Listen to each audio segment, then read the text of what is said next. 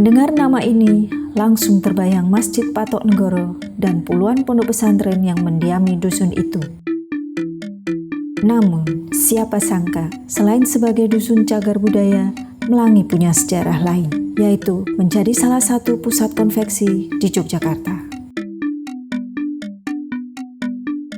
Hingga era 90-an, Melangi mencapai kejayaan konveksi sebagai pusat produksi batik tulis dan batik cap. Setelah era itu, seiring munculnya mesin produksi batik massal, batik tulis dan batik cap di Melangi perlahan mulai meredup. Masyarakat Melangi perlahan-lahan beralih cara dalam memproduksi batik, salah satunya batik printing. Konveksi ngoten ki kawe tahun 2000 dugi sakniki.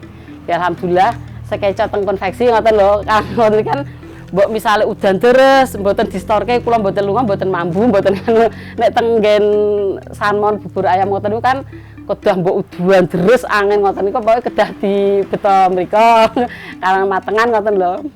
Anjuk ngene wau kula putuske saiki konveksi wae sing distorke Malioboro sing penak ngoten lho. Misale capek masane nggih ra lunga ya ora apa-apa ngoten lho.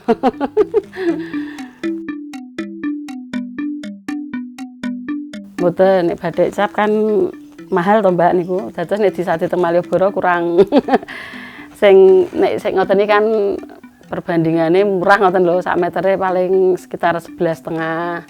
Kalau batik cap kan mahal. Kurang laku kalau di Malioboro malah batik yang bagus kayak gitu kurang laku. Produksi konveksi pun menjadi lebih cepat.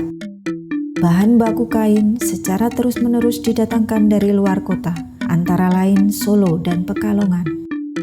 Nek batik cap ini tidak ada, cuma printing itu dari Solo ngambil ya, ada bos dari Melangi yang ngambil dari Solo berapa ribu meter itu di stok di sini. Nanti seperti adik saya ya, seperti adik saya, kakak saya itu ngambil ya seperti saya persis ke bos itu ngambil satu bendel atau dua bendel, nanti dibawa pulang, dipotong, langsung dijahit, terus dijual. Setelah laku bayar uangnya ke bos itu. Jadi modelnya seperti itu. Cuma batik jadi, batik sudah jadi. Jadi bukan membatik, bukan, batik sudah jadi. Produk-produk konveksi yang dihasilkan pun beragam. Melangi mampu menyuplai produk-produknya ke pusat-pusat wisata di Yogyakarta dan daerah-daerah lain. Nek misale pagi potongan kayak gitu kan yang motong bapak semua, malamnya di lembur. Ya nanti pagi-pagi kayak gitu diambil sama penjahit. Nanti dibawa pulang, nanti ngambilnya jam 7 pagi, besok paginya jam 7 pagi dikembalikan ke sini lagi. Tiap hari kayak gitu. Nanti kalau nyampe sini saya yang making kayak gini saya semua sampai yang masarke ke Malioboro. Kalau ke Malioboronya nanti diantar bapake, bawanya nggak bisa toh, pakai karung-karungan kayak gitu. Karena di sini di Borobudur pun ada yang yang nyetorin. Kalau saya kan khusus Malioboro jadi nggak rebutan lahan gitu loh. Ada yang Borobudur, ada yang Malioboro. Kalau Malioboro nggak nyampe ke Borobudur. Karena Melangi kan banyak konveksinya gitu. Sampai kemudian datanglah pandemi wabah COVID-19.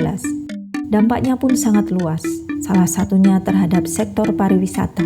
Pemerintah mengambil kebijakan menutup sementara destinasi wisata, termasuk di Yogyakarta.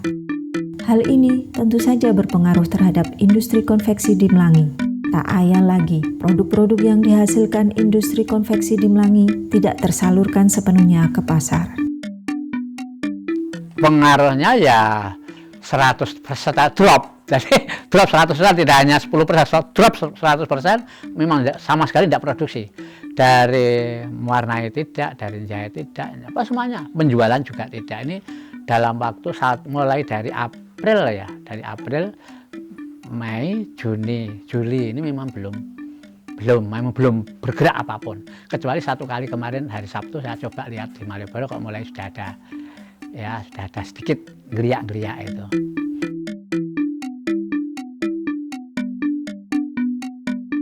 Nggih, kaine niku. Dadi saat niki pokoke kesulitane teng kain ngono. Kula paling ngrasake. Wong arep kepengin ajeng tumbas kain sik niki kok mboten nonton kabeh, kosong kabeh. Niku karena saking pabrike memang sakniki ngoten niku. Putihane rayone ngoten iki kan angel to, Mbak. Terus suwe nek pesen ngoten 3 minggu lagi baru datang. Ya mesake penjahite barang ngoten niku lho. Nek saged ki ya senajan Covid ngoten iki ya penjahit ki jalan terus kan mesake to Mbak nek yo penjahite mandek padahal sik dijagake nang mriki ngono lho. Yo riki ki sik ajeng nggih tumbas kain ki nggih wonten, ning kok kaine sik mboten wonten. Ya wonten sithik-sithik tak dipotongke dijahit yang pinten ngoten pun rampung. Pandemi kalau hari-harinya ya berkurang dari 2 juta ke bawah gitu. 1 juta lumayan kalau sekarang, bisa dibilang lumayan. Tapi kalau lagi rame-ramenya 10 juta, 15 juta bisa nyampe sehari. Bisa lebih, tapi kalau lagi rame-ramenya.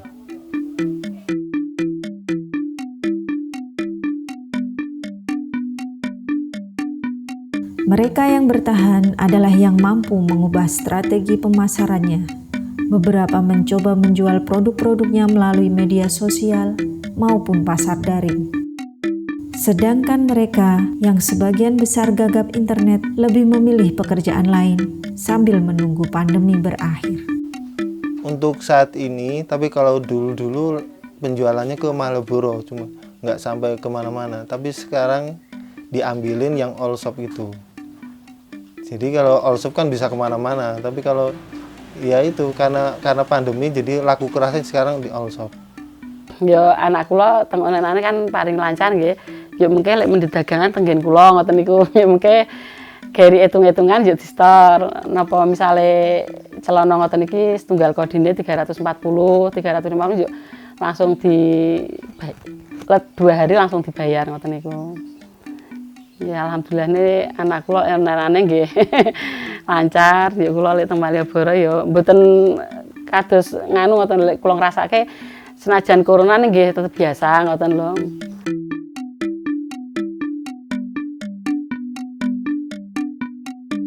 Kalau saya mau online pakai HP nggak bisa, nggak ya sudah orang tua ibu ya nggak bisa, saya nggak bisa. Jadi ming kepengen tak ya ming cara kanyare do payon saya nggak bisa. Nggak bisa, jadi minatnya kurang. Tapi kalau bisa mungkin ya tetap ingin yang namanya online itu ya nyatanya ada keuntungan ya. Tapi belum bisa. Tapi nanti insya Allah mungkin kalau ada kesempatan mungkin nanti ya untuk coba-coba. Kondisi ini membutuhkan perhatian penuh dari pemerintah. Intervensi kebijakan perlu dimunculkan agar industri konveksi di Melangi tetap bertahan. Pemerintah perlu melakukan pendekatan agar masyarakat mampu beradaptasi dengan perkembangan zaman, termasuk ke arah ekonomi digital. Selain itu, dibutuhkan kajian baru untuk merancang dunia pariwisata pasca pandemi COVID-19, baik oleh pemerintah, akademisi, masyarakat, pelaku industri wisata, maupun kalangan pesantren. Semua itu dilakukan untuk memperpanjang nafas usaha mikro, kecil, dan menengah yang terkena dampak pandemik seperti industri konveksi di Melangi ini.